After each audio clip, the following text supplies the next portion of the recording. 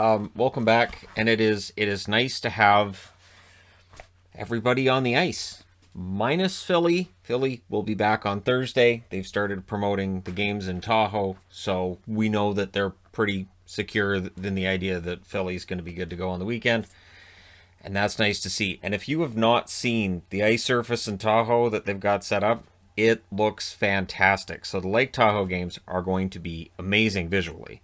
Looking forward to those on the weekend. Unfortunately, they're not really on their own, so they're going to be during other games.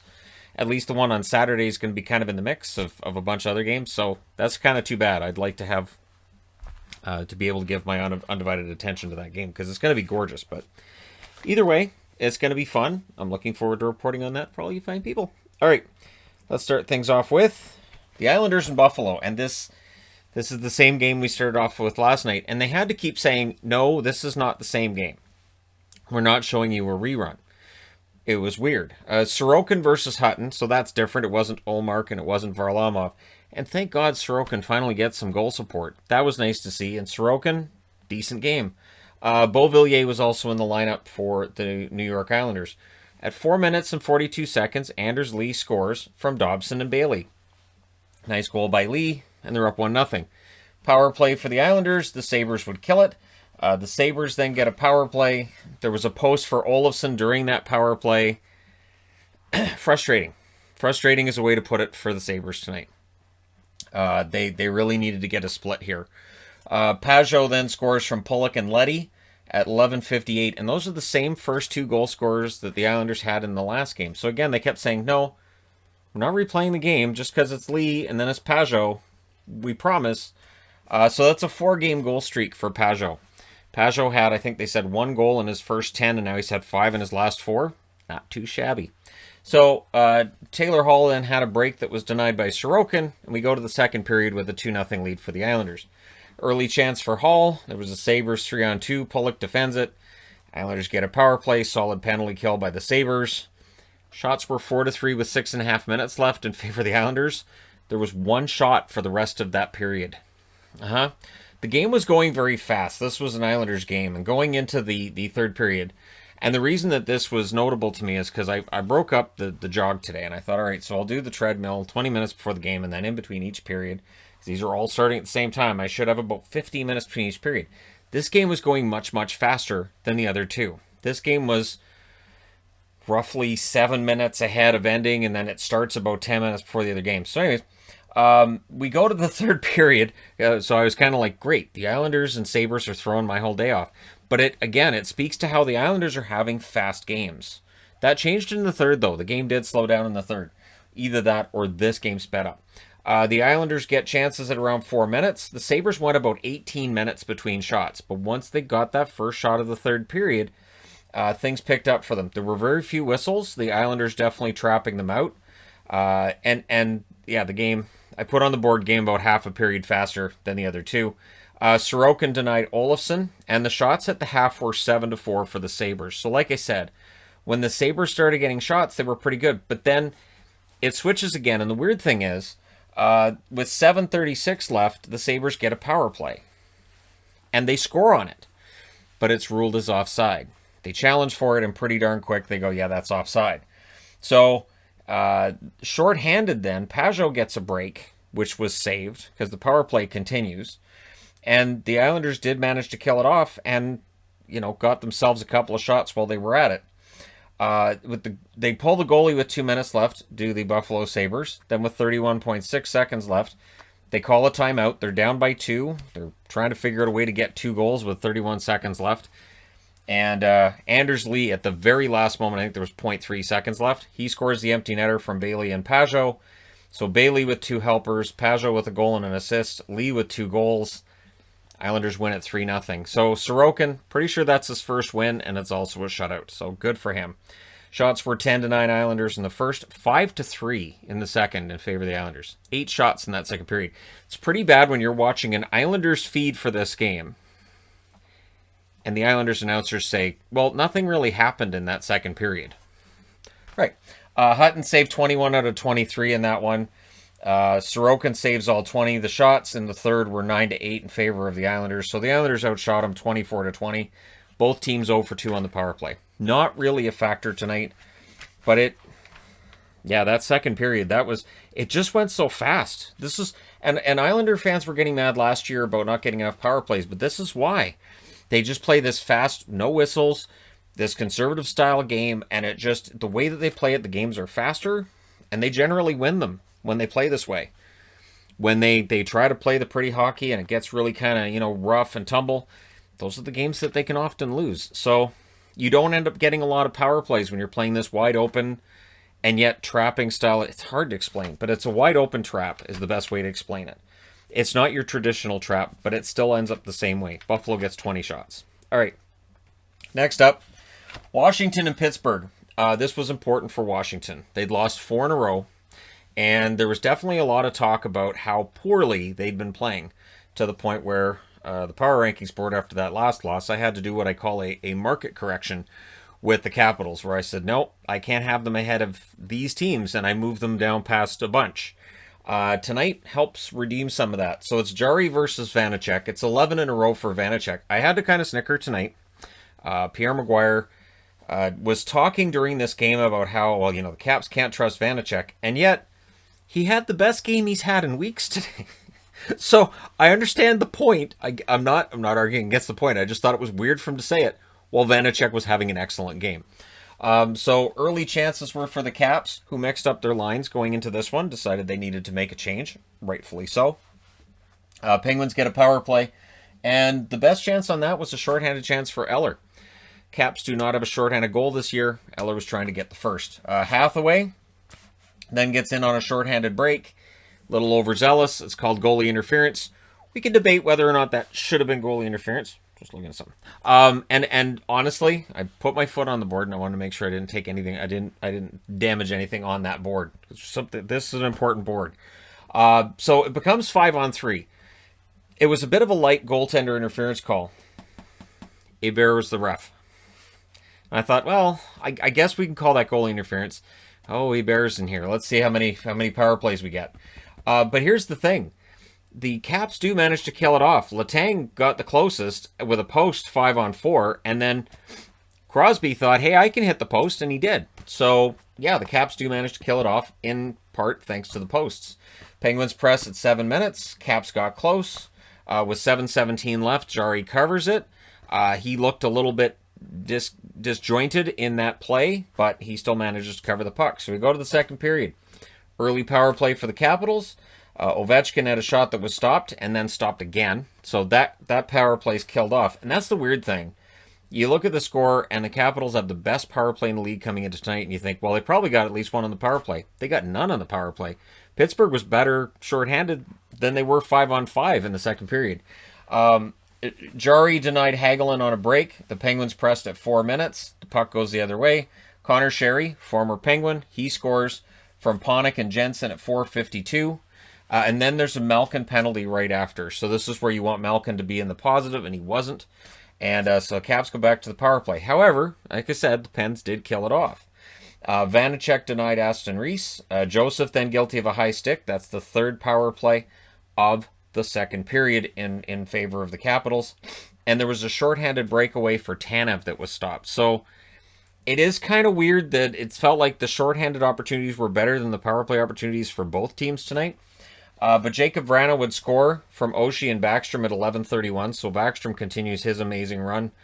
Vrana, that's the second game in a row that he had a goal that I can think of, because I know he had one in the last game.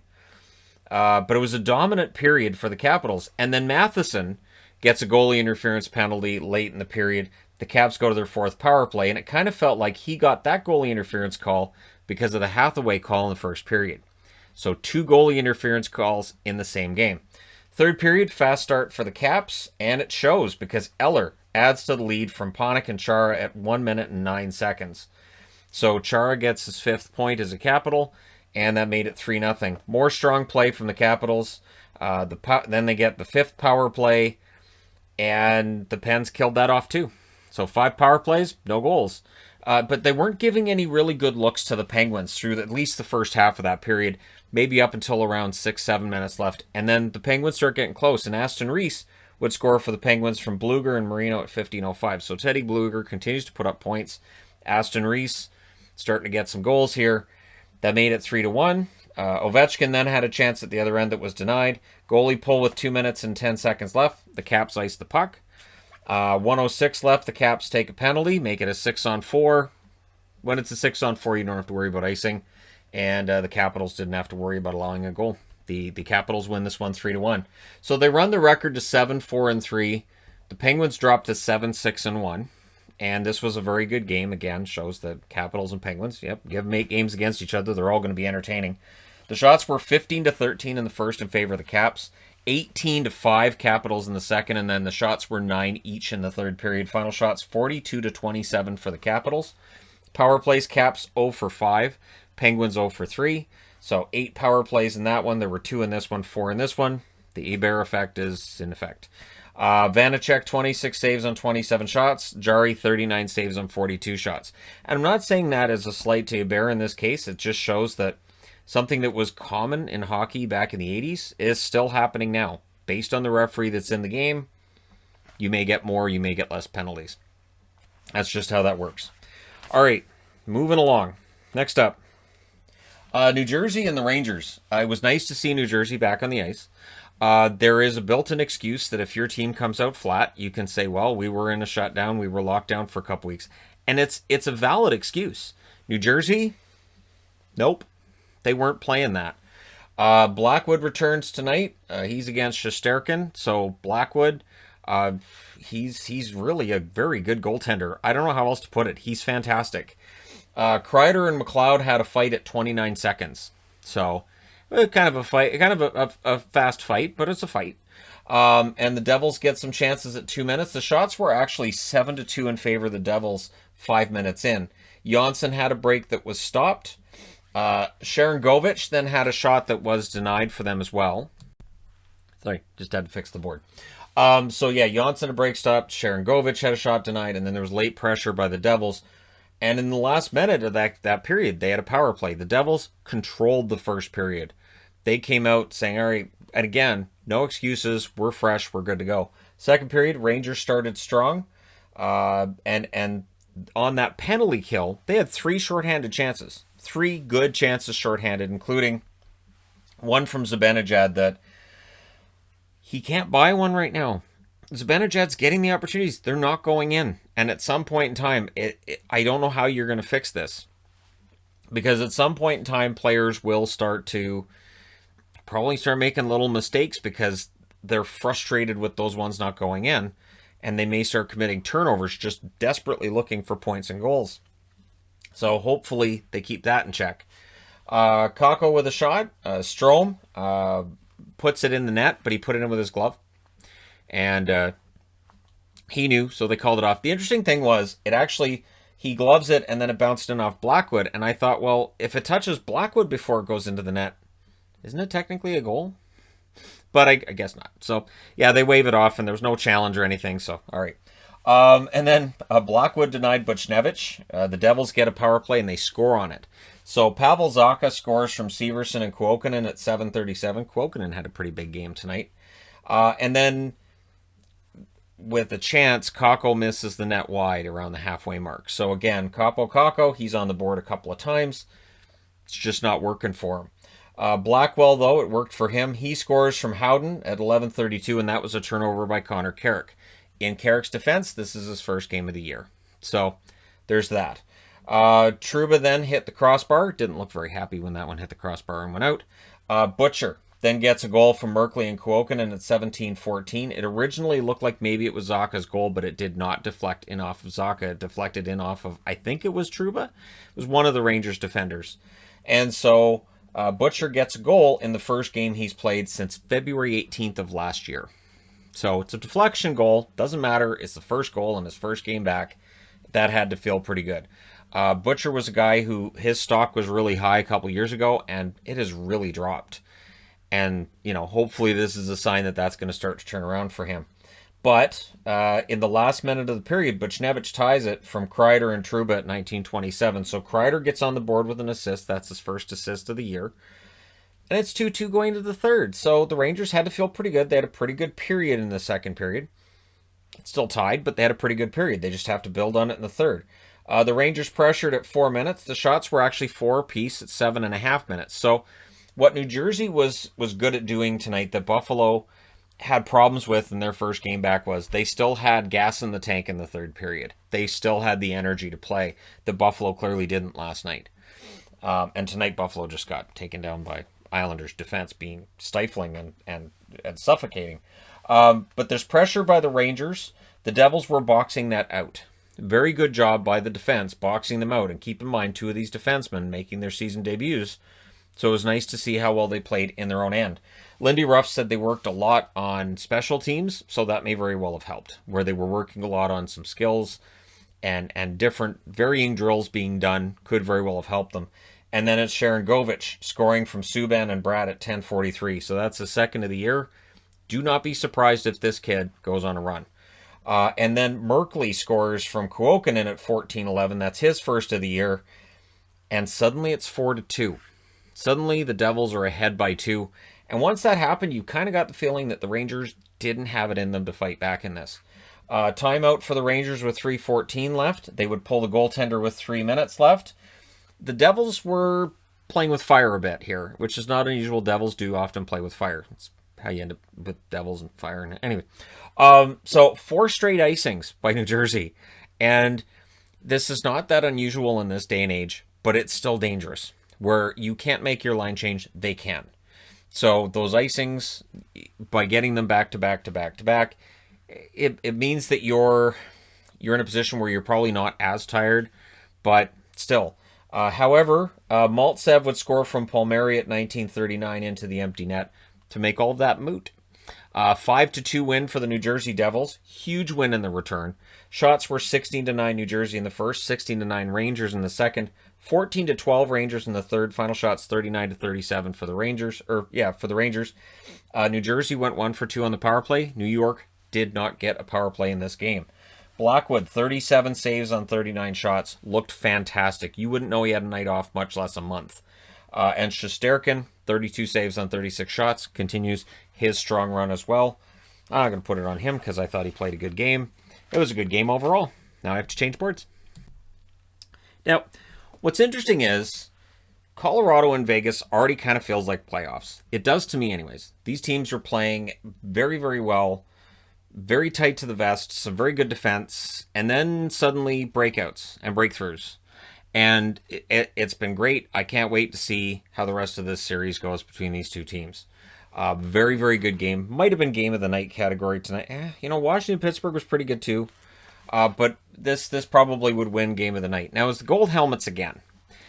And I'm not going to talk about it like I did the first time, but Vegas is now 0-2 with the gold helmets. At what point would Vegas wearing the gold helmets be seen as a bad omen? Because again, very superstitious fans and superstitious players may very well start saying, maybe we should just go back to the black helmets with those gray jerseys. Opening shift chance for the Abs, and then Kolasar had a fight with Gilbert. Kolasar is snake bit. He is the Brome of the Vegas Golden Knights. The Abs get a power play. Bellemare was denied by Fleury. Grubauer had some saves, and then it goes the other way. So Grubauer, big saves, goes the other way, and McKinnon scores his first goal ever in Vegas from Rantanen and Saad at 7:08. And McKinnon has gone without goals for a while. That's his third of the year. And like I said, it's the first time he scored in the Fortress. Avs pressure then draws a second power play, but it was an aggressive penalty kill by Vegas. The power play for the Avs, not really a big deal tonight. They get a third power play, in fact, in the first period, and that was killed off as well. So they come out of the first period with 3 power plays. They are leading 1-0. None of that is on the power play, though. Second period, first minute, Avs get a 2-on-1, and Kadri's denied. And then at the other end, White Cloud would end up hitting the post. So, posts, kind of a big deal in tonight's games. Fleury was sharp when the Avs pressed. Vegas then has their own pressure with 9 minutes left. Strong return by Shea Theodore. He does get on the scoreboard. It was his first game back in a while, and I thought he was very good. Very good defensively. Kolasar had a chance on a turnover. It's not going to go because he's not allowed to have a goal. At 3:56 left, Vegas gets their first power play of the game, and it scores. It's Pacioretty scoring from Theodore and Carlson at 16:36, and they actually put the graphic on the screen on the Vegas feed. First goal scored wearing gold helmets. So it was going right on the board. I'm like, yep, there's definitely people paying attention to the fact that they're wearing these gold helmets, and all right, now they have a goal with the gold helmets. It only took until the second period, almost the end of the second period of the second game to get one. So again, we'll see how long those gold helmets last if they drop another one wearing them. Saad then scores from Donskoy and Graves a minute and 3 seconds later. So, yeah, that lead didn't, or that tie didn't last. It was kind of out of nowhere. Like, I legit was really surprised it went in the net. Grubauer then denied Pietrangelo shortly after that, but we're looking at a Colorado lead of 2-1 after the second period. And this is where, the whole gold helmet thing, I start thinking, well, wait a minute. So there's the C3PO comment. So does that make them the protocol knights? Or like it goes in bad places. I don't like it. Third period, Kolasar had an early chance and it just won't go because it's Keegan Kolasar. Just, it's not going to happen. Him and Matthias Brome should be together. Make a trade with Detroit or something to unite these two guys and see if they can work together on creating some offense. Power play then for Vegas. The Avs would kill that off. One shot. Marchessault, though, would score from Carlson and Smith at 6:52 to tie it. And you kind of got the feeling when that one went in, the Avs are going to win this. That was the thought I had. Vegas was then pushing for another. They had a very good third period. They had some really heavy puck control in their favor. And, this looked like it was going to be a Vegas win. Fleury denied McKinnon. So everything you want to have happen was happening. Fleury's playing really well. They just had a key goal that seems to have turned the momentum. The puck control's in their favor. And O'Connor had a chance that stopped. McKinnon had a post that he hit in there as well. And then at 19:20, it's one of those plays that you're not used to seeing Vegas let up in the last minute, and they did. And at 19 minutes and 20 seconds of the third period, it's Nazem Kadri. Kadri's been a Vegas killer. He's got 7 goals now in 7 games played in his career against Vegas. He scores that one from Donskoy and Byram, and that made it 3-2. So for Donskoy, that's 2 assists for him tonight. Pretty decent, and they win it. They go to 8-4-1, and for Vegas, they drop to 10-3-1. 2 of those losses wearing gold helmets. They have 2 goals wearing gold helmets in 2 games. Shots were 9-7 Colorado in the first, 12-8 Vegas in the second, 10-7 Vegas in the third. Final shots 29-24 for the Golden Knights. Power plays, Colorado goes 0 for 3, Vegas goes 1 for 2. Grubauer 27 saves on 29 shots. Fleury 21 saves on 24 shots at the other end of the ice. But that doesn't tell you. Fleury had a really good game. Allows that goal in the last minute, but it was a really nice shot by Kadri. And yeah, and that ended it right there. Surprising result. Next up, Minnesota's still missing players, and I know that if you watch the Minnesota feed, there was a lot of talk towards the end of this game about how Minnesota's missing some guys, and I don't want to belittle that. I don't. There are still some key guys out, but I thought LA deserved a lot of credit tonight. I think the Kings played really, really well, and sure, we could look at this and say, well, the Wild are missing some players. Yeah. Other teams that are missing players, they get those wins, and we'll see whether or not for Minnesota they bounce back in their next game. Early chance for the Wild. Quick made some saves, and then it's a power play for the Kings. During that power play at 3 minutes and 26 seconds, Anderson Dolan scores from Carter and Velarde. And yeah, so Gabe Velarde with an assist, Carter with an assist, and Anderson Dolan on the second shot of the game for LA gets a goal. So Anderson Dolan's kind of becoming a superstar for the Kings. I didn't see him scoring as well as he has recently, but I didn't see it coming anyways, and yeah, it's been really good. Shots were 3-1 for the Kings 6 minutes in. Doughty had a shot that hit the outside of the post. The Wild were getting stuck on 2 shots. They were at 2 shots for quite a while as the Kings took control of this game. The Kings pressed with 5 minutes left. They get a late power play. Velarde was denied, and then the Wild finally pressed in the final 2 minutes. They finally seemed to get their feet under them a little bit. So we go to the second period. Early chances for the Wild. Kaprizov had a wraparound that was saved. The Wild pressure, they end up getting a power play, but the penalty kill for the Kings was really aggressive. and it took Minnesota out of their setups. Moore had a break. Kakkonen made the save. And then Fiala was tripped, and so the Wild go back to the power play. They don't score on it. The Kings get some chances at 9 minutes, and then Moore would score from Anderson Dolan at 12:03. And that pass from Anderson Dolan was gorgeous. And Moore buries it, and that's his first of the year. Not too shabby. So with 2:31 left, the Wild get their third power play. They don't score on it. They had some late chances, and those were saved because Jonathan Quick had a really good game. The goaltending for the Kings is a huge part of the story. If Peterson or Quick have a really good game, the Kings have a really good chance. If they don't, the problem is the Kings usually, tonight notwithstanding, usually don't have the goal scoring to overcome mediocre goaltending. Third period, Kings were blocking out slot chances early, doing a very good job of blocking those out. Foligno with a net crash, Quick saved. Eriksson Ek was then denied after that. At 6 minutes, the Kings get a power play.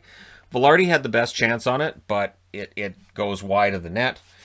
Things get kind of scrummy in the second half. Not too bad. Nothing that the refs can't handle. The shots were only 5-5 with 8 minutes left in the third period. And then Brown scores from Kopitar and Anderson at 16:56. And if you were watching this, the best way to describe this play is, why is Kopitar all by himself? Who blew that? Like, it was like the Wild decided, okay, we're going to leave the zone, and forgot they didn't have the puck. Or took for granted that they might turn it over.